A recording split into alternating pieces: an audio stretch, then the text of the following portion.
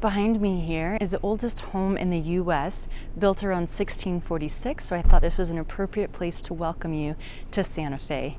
Over here, there is also the oldest church in the U.S., and it was built in 1610, and it's called San Miguel. Santa Fe is the capital of New Mexico, and is the fourth largest city here in New Mexico with about 85,000 people. They have a couple of interesting facts. It is the only state capitol building that is circular. It is the highest elevation state capitol with about 7,200 feet, and it is the oldest state capitol, again being founded about 1610, same as this church right here, San Miguel. So welcome to Santa Fe.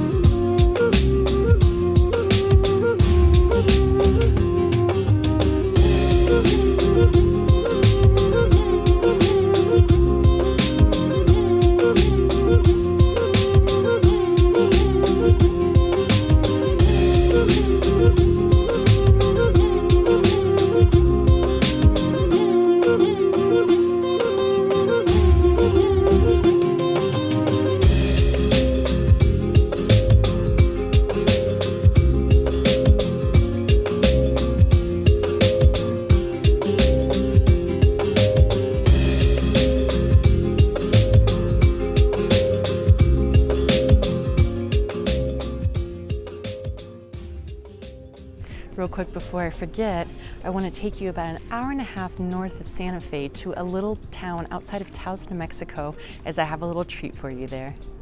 I am near Taos, New Mexico, in what's called an Earthship community, and that is this right here is an Earthship. You might be thinking, what is that? Can I get a little bit more of an explanation? Basically what they do is they take products that have already been used once, such as tires, glass bottles, aluminum cans, and even just the soil, and they build a home that is extremely sustainable, as well as can be cool in the summer and warm in the winter without using any electricity.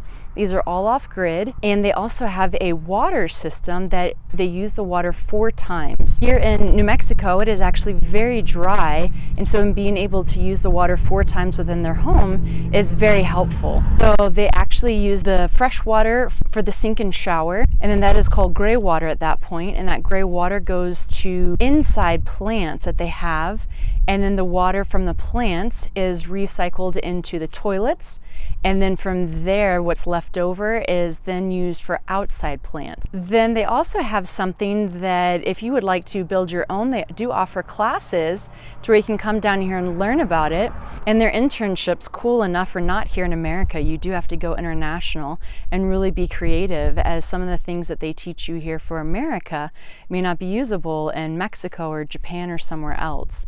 And so it's really fascinating. I've even looked into doing the internship myself, as I find all this sustainable living extremely fascinating. But this is a really cool place to come and check out, and some of these are actually homes, and other ones you can stay in. The price are about $130 up to $215 per night, and so you can actually come and stay in an Earthship yourself. But it's a really fascinating concept, and you can come learn about the Earthship community. A few years ago, I read a story about a girl who grew up in kind of a Spanish colony in New Mexico, and what was back then Mexico. And now you can come and visit a little area that they have preserved, and that's actually where I am. It's just outside of Santa Fe, and this is one of the little churches here, one of the adobe buildings, and you can walk around and see a schoolhouse, a little winery, a little village that they have here, as well as some events that they put on. I'm actually here for a cute little festival at the end of their season, and it is for the Harvest Festival, but in general you can come here. They have different hours, so definitely check before coming. This is a really cute place to see what used to be Mexico and the US has reclaimed, but they still were able to keep this heritage here. I'm gonna mess up the name of it, but it's something like Rancho de las Golondrinas. So this is where I am, that I am walking around, and I wanted to show you this part of our history that used to be Mexican. It was full of gold too. So was the third one. He carried the gold home and showed it to his wife. And his wife said to him, "Don't tell anyone you have found that gold."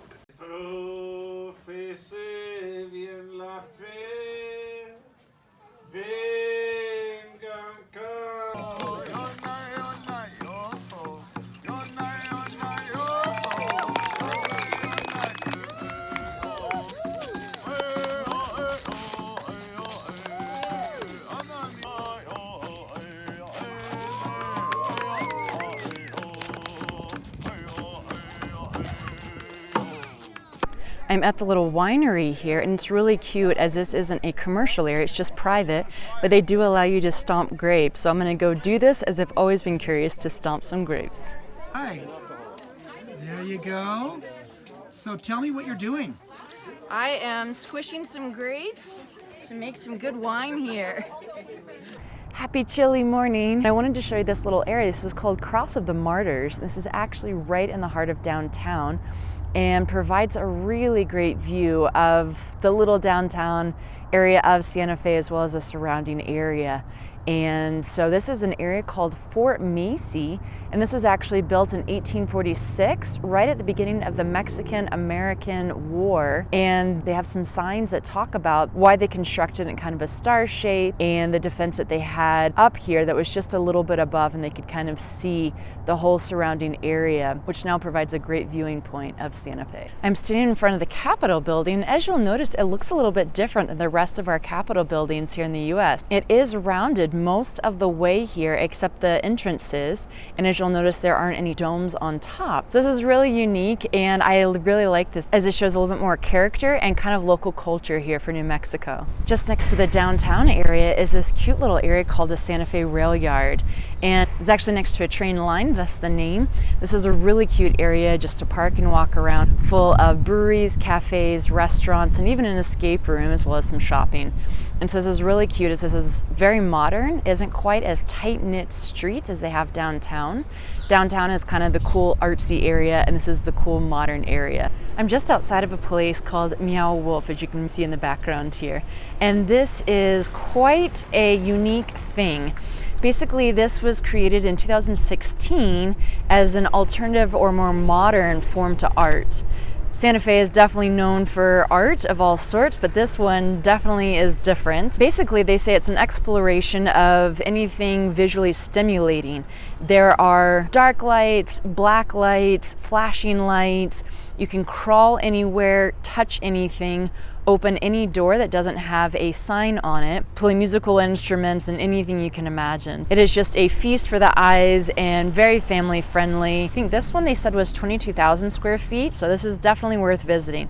It is pretty pricey. It's about $40 for a ticket, but you will never forget an experience to Meow Wolf. Behind me here is Loretta Chapel, and it's really interesting as they have kind of a unsolved mystery with it. When the chapel was completed in 1878, there was no way to access the loft that was 22 feet above. And even with construction workers brought in, they just said that all they could do was provide a ladder. They said that the space was way too small for any kind of staircase. And so the women back then prayed for a solution. On the 9th day of praying, a man showed up on a donkey with a toolbox, and he completed this months later with a spiral staircase. He left though without so much as a word and no pay or thanks or anything. They looked for him all over and they couldn't find him, and so they didn't know what to do. Crazy thing about this, they said, is that there is 2 360-degree turns but no visible way of support.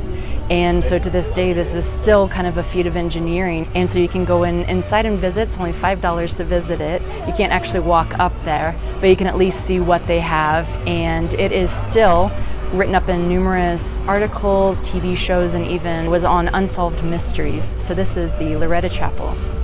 Behind me here is the New Mexico History Museum.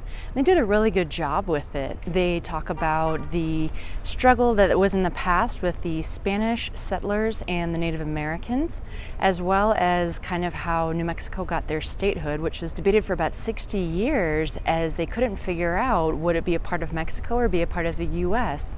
So it's a really interesting part of history. They also talk about World War I as well as World War II, and the interesting thing with the code talkers, that were a huge part of defeating the Japanese out on the Pacific side of World War II. They also talk about how New Mexico was the site of missile testing that they did for the Japanese defeat, as well as just kind of a lot of the hippie communities and immigrants and different outsiders, if you will, that have settled here in New Mexico and called this place a safe haven.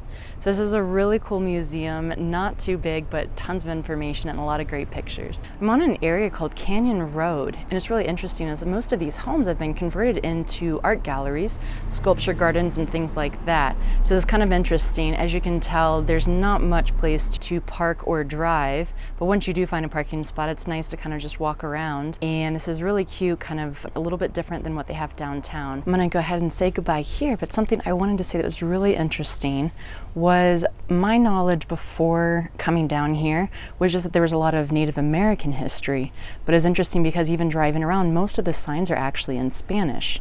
But despite that, there is a nice mixture of both Native American history as well as Spanish heritage here. And so it's really fascinating to see. Another thing with the Native American side of things, I drove by one of the main streets and there was this really large assortment of buildings. And as I drove by, I saw that it was the Santa Fe Indian School. And they actually still teach Native American languages there. They didn't say which one, it just said Indigenous Language School.